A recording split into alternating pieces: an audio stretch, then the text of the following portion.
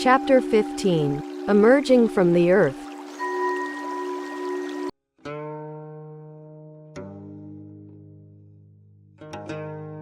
At that time the Bodhisattvas and Mahasattvas who had gathered from the lands of the other directions, greater in number than sands of 8 Ganges, stood up in the midst of the great assembly, pressed their palms together, bowed in obeisance and said to the Buddha, "World-honored one, if you will permit us in the age after the Buddha has entered extinction to diligently and earnestly protect, read, recite, copy and offer alms to this sutra in the Saha world, we will preach it widely throughout this land." At that time the Buddha said to the Bodhisattvas and Mahasattvas, "Leave off, good men. There is no need for you to protect this sutra. Why? Because in this Saha world of mine there are Bodhisattvas and Mahasattvas who are as numerous as the sands of 60,000 Ganges. And each of these Bodhisattvas has a retinue equal to the sands of 60,000 Ganges.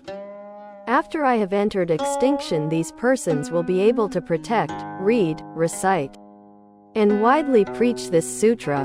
When the Buddha spoke these words, the earth of the 1,000,000,000-fold countries of the Saha world all trembled and split open. And out of it emerged at the same instant immeasurable thousands, 10,000s, millions of Bodhisattvas and Mahasattvas. The bodies of these Bodhisattvas were all golden in hue, with the 32 features and an immeasurable brightness. Previously they all had been dwelling in the world of empty space beneath the Saha world. But when these Bodhisattvas heard the voice of the Shakyamuni Buddha speaking, they came up from below. Each one of these Bodhisattvas was the leader of his own great assembly, and each brought with him a retinue equal in number to the sands of 60,000 Ganges, to say nothing of those who brought retinues equal to the sands of 50,000, 40,000, 30,000, 20,000, or 10,000 Ganges, or a retinue equal to as little as the sands of 1 Ganges, half a Ganges, 1/4 of a Ganges, or as little as 1 part in 1,000, 10,000, a million nayatas of Ganges, are those whose retinue was only 1,000 10,000 million nayatas, or only a million 10,000, or only 1,000 10,000, 110,000, or just 10,000, or only 1,000, 100, or 10, or who brought with them only 5, 4, 3, 2 or 1 disciple, are those who came alone, preferring to carry out solitary practices. Such were they, then, immeasurable, boundless, beyond anything that can be known through calculation, simile or parable. After these Bodhisattvas that emerged from the earth, they each one proceeded to the wonderful tower of 7 treasures suspended in the sky, where many treasures thus come one and Shakyamuni Buddha were. On reaching it, they turned to the 2 world-honored ones, bowed their heads and made obeisance at their feet. They also all performed obeisance to the Buddhas seated on lion thrones underneath the jeweled trees. Then they circled around to the right 3 times, pressed their palms together in a gesture of respect, utilizing the Bodhisattva's various methods of praising to deliver praises, and then took up a position to one side, gazing up in joy at the 2 world-honored ones. While these Bodhisattvas and Mahasattvas who had emerged from the earth were employing the Bodhisattva's various methods of praising to praise the Buddhas, an interval of 50 small kalpas passed by. At that time Shakyamuni Buddha sat silent, and the 4 kinds of believers likewise all remained silent for 50 small kalpas. But because of the supernatural powers of the Buddha, it was made to seem to the members of the great assembly like only half a day. At that time the 4 kinds of Believers, also because of the supernatural powers of the Buddha, saw these bodhisattvas filling the sky over immeasurable hundreds, thousands, 10,000s, and millions of lands. Among these bodhisattvas were 4 leaders. The first was called superior practices, the second was called boundless practices, the third was called pure practices, and the fourth was called firmly established practices.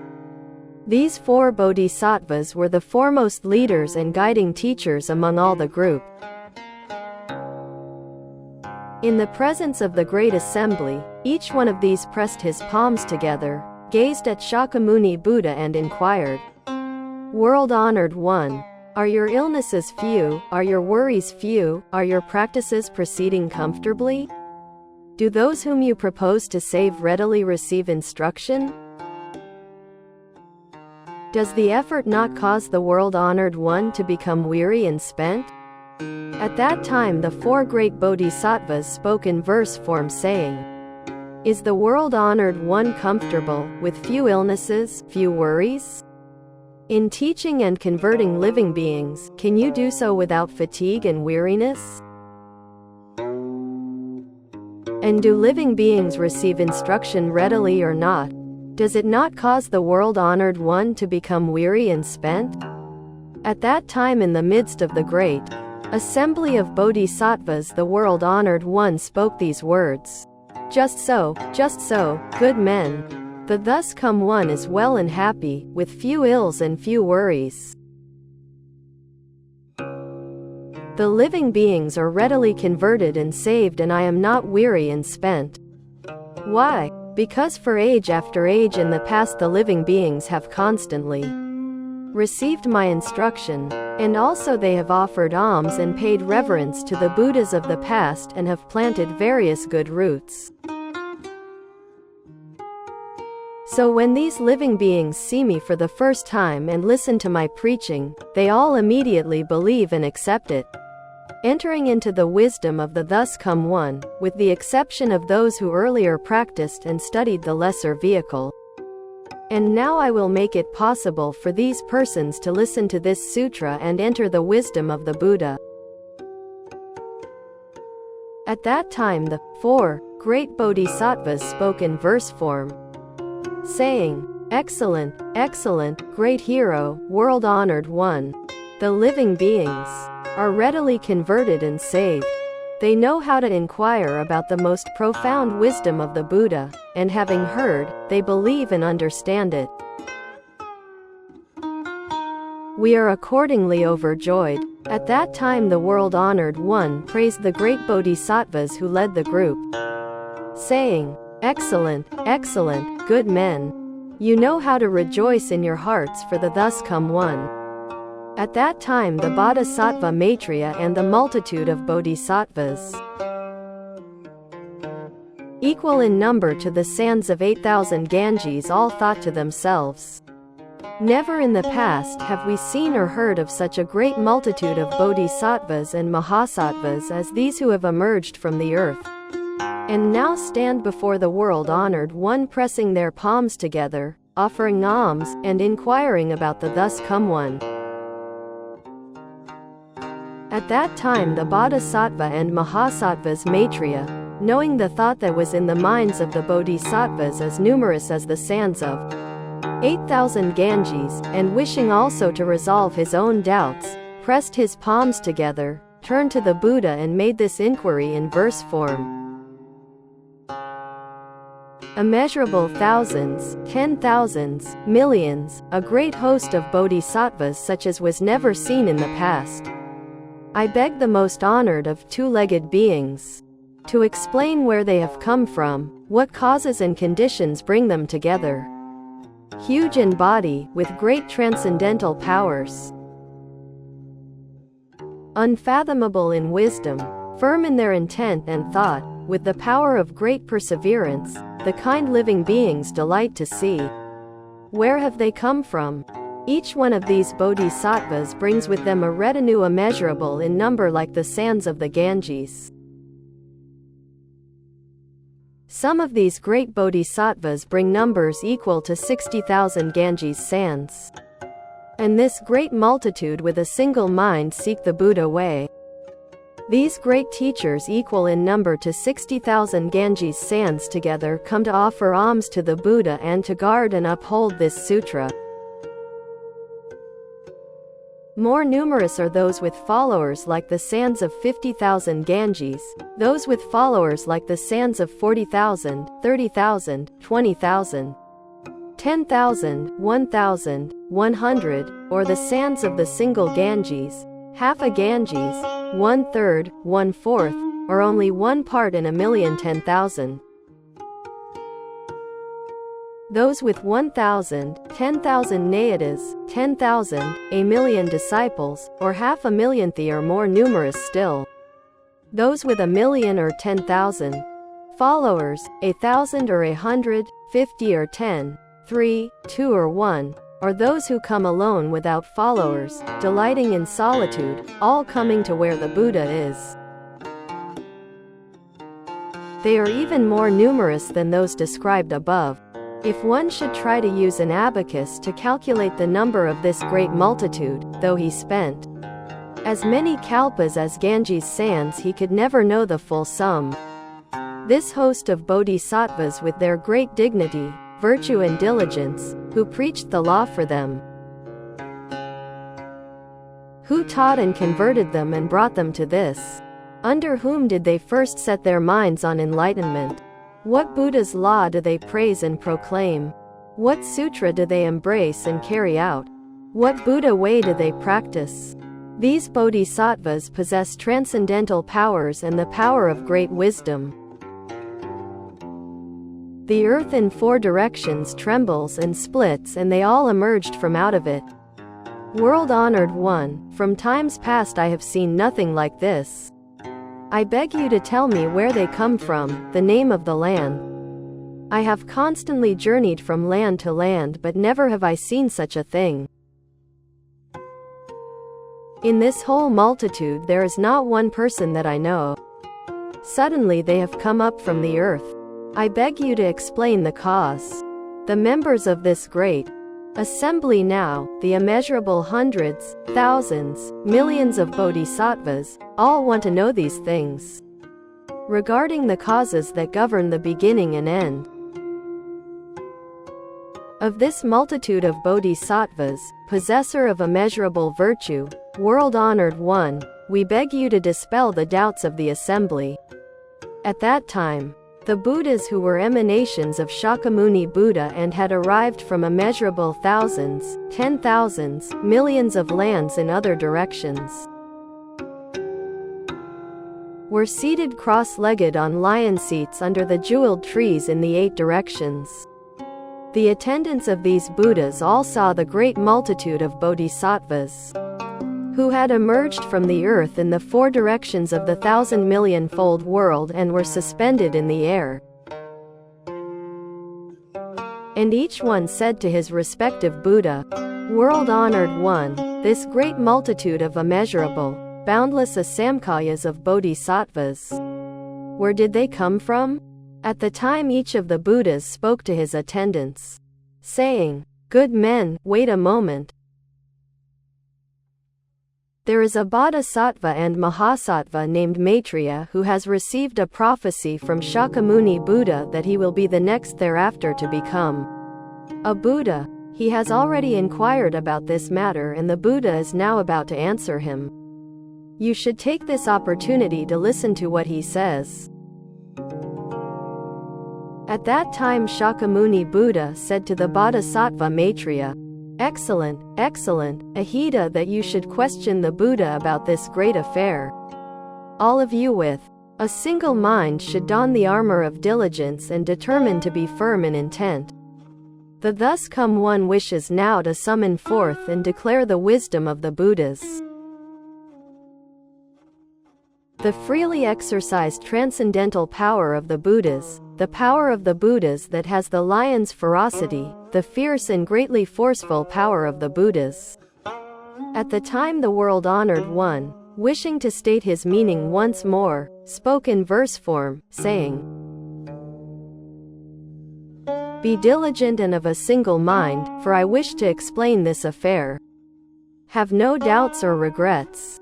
The Buddha wisdom is hard to fathom. Now you must put forth the power of faith, abiding in patience in goodness. A law which in the past was never heard you will now be able to hear. Now I will bring you ease and consolation. Do not harbor doubts or fears. The Buddha has nothing but truthful words, his wisdom cannot be measured. This foremost law that he has gained is very profound, incapable of analysis. He will now expound it. You must listen with a single mind. At that time the world-honored one, having spoken these verses, said to the Bodhisattva Maitreya, with regard to this great multitude I now say to you, Ahita, these bodhisattvas and mahasattvas who in immeasurable and countless asamkhayas have emerged from the earth and whom you have never seen before in the past. When I had attained Anuttara Samyak Sambodhi in this Saha world, I converted and guided these bodhisattvas, trained their minds and caused them to develop a longing for the way. These bodhisattvas all have been dwelling in the world of empty space underneath the Saha world. They read, recite, understand the various scriptures, ponder them, make distinctions and keep them correctly in mind. Ahita, these good men take no delight in being in the assembly and indulging in much talk. Their delight is constantly to be in a quiet place, exerting themselves diligently and never resting. Nor do they linger among human or heavenly beings, but constantly delight in profound wisdom, being free from all hindrances. And they constantly delight in the law of the Buddhas, diligently and with a single mind pursuing unsurpassed wisdom. At that time the world-honored one, wishing to state his meaning once more, spoke in verse form, saying, Ahita, you should understand this. These great bodhisattvas for countless kalpas have practiced the Buddha wisdom. All have been converted by me. I caused them to set their minds on the great way. These are my sons, they dwell in this world, constantly carrying out duta practices, preferring a quiet place, rejecting the fret and confusion of the great assembly, taking no delight in much talk. In this manner these sons study and practice my way and law, and in order that day and night with constant diligence they may seek the Buddha way. In this Saha world they dwell in the empty space in its lower part, firm in the power of will and concentration, with constant diligence seeking wisdom. They expound various wonderful doctrines and their minds are without fear. When I was in the city of Gaya, seated beneath the Bodhi tree, I attained the highest, the correct enlightenment and turned the wheel of the unsurpassed law. Therefore I taught and converted them, caused them for the first time to set their minds on the way. Now all of them dwell in the stage of no regression, and all in time will be able to become Buddhas. What I speak now are true words. With a single mind you must believe them. Ever since the long-distant past I have been teaching and converting this multitude. At that time the Bodhisattva and Mahasattva Maitreya, as well as the countless other bodhisattvas, found doubts and perplexities rising in their minds. They were puzzled at this thing that had never happened before and thought to themselves, how could the world-honored one in such a short space of time have taught and converted an immeasurable, boundless asamkhya number of great bodhisattvas of this sort, enabled them to dwell in Anuttara Samyak Sambodhi? Thereupon, Maitreya said to the Buddha, World-honored one, when the thus come one was crown prince, you left the palace of the Shakyas and sat in the place of practice not far from the city of Gaya, and there attained Anuttara Samyak Sambodhi. Barely 40 years or more have passed since then. World-honored one, how in that short time could you have accomplished so much work as a Buddha? Was it through the authoritative powers of the Buddha, or through the blessings of the Buddha, that you were able to teach and convert such an immeasurable number of great bodhisattvas and enable them to achieve Anuttara Samyak Sambodhi? World-honored one, a multitude of great bodhisattvas such as this. A person might spend 1,000, 10,000, a million kalpas counting them and never be able to reach the end or discover the limit. Since the far distant past, in the dwelling place of immeasurable, boundless numbers of Buddhas, they must have planted good roots, carried out the Bodhisattva way, and engaged constantly in Brahma practices. World-honored one, it is hard for the world to believe such thing. Suppose, for example, that a young man of 25 with ruddy complexion and hair still black, should point to someone who was 100 years old and say, "This is my son." Or that the 100-year-old man should point to the youth and say, "This is my father who sired and raised me." This would be hard to believe. And so too is what the Buddha says. It has in fact not been long since you attained the way. But this great multitude of bodhisattvas have already for immeasurable thousands, 10,000s, millions of kalpas applied themselves diligently and earnestly for the sake of the Buddha way. They have learned to enter into, emerge from and dwell in immeasurable hundreds, thousands, 10,000s, millions of samadhis, have acquired great transcendental powers, have over a long period carried out Brahma practices, and have been able step by step to practice various good doctrines, becoming skilled in questions and answers. A treasure among persons, something seldom known in all the worlds.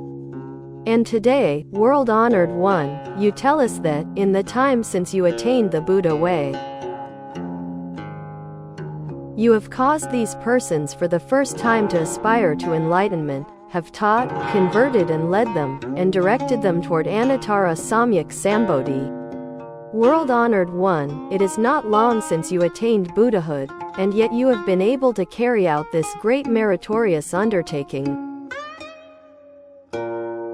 We ourselves have faith in the Buddha, believing that he preaches in accordance with what is appropriate, that the words spoken by the Buddha are never false, and that the Buddha's knowledge is in all cases penetrating and comprehensive. Nevertheless, in the period after the Buddha has entered extinction, if bodhisattvas who have just begun to aspire to enlightenment should hear these words, they will perhaps not believe or accept them, but will be led to commit the crime of rejecting the law. Therefore, world-honored one, we beg you to explain so we may put aside our doubts, and so that, in future ages when good men hear this matter, they will not entertain doubts. At that time the Bodhisattva Maitreya, wishing to state his meaning once more, spoke in verse form, saying, "In the past the Buddha departed from the Shakya clan, left his household, and near Gaya sat under the Bodhi tree. Little time has passed since then, yet these sons of the Buddha are immeasurable in number. Already for a long time they have practiced the Buddha way, dwelling in transcendental powers and the power of wisdom, skillfully learning the Bodhisattva way, unsoiled by worldly things like the lotus flower in the water. Emerging from the earth, all display a reverent and respectful mind. Standing in the presence of the world-honored one. This is difficult to fathom. How can one believe it? The Buddha attained the way very recently.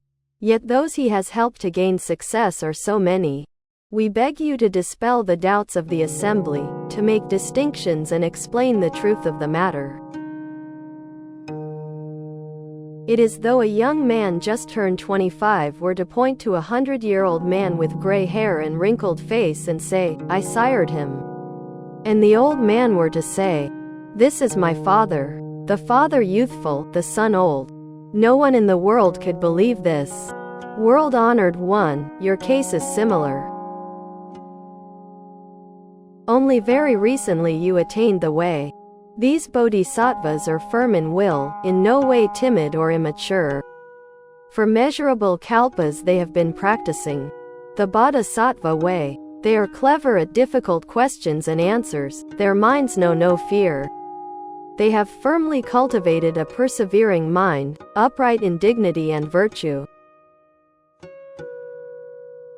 They are praised by the Buddhas of the 10 directions as able and adept at preaching distinctions.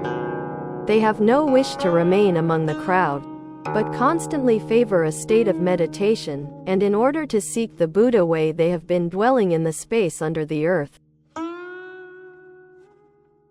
This we have heard from the Buddha and have no doubts in the matter. But for the sake of future ages we beg the Buddha to explain and bring about understanding. If with regard to this sutra one should harbor doubt and fail to believe, he will fall at once into the evil paths. So we beg you now to explain. These immeasurable bodhisattvas, how in such a short time did you teach them, cause them to have aspiring minds, and to dwell in the stage of no regression?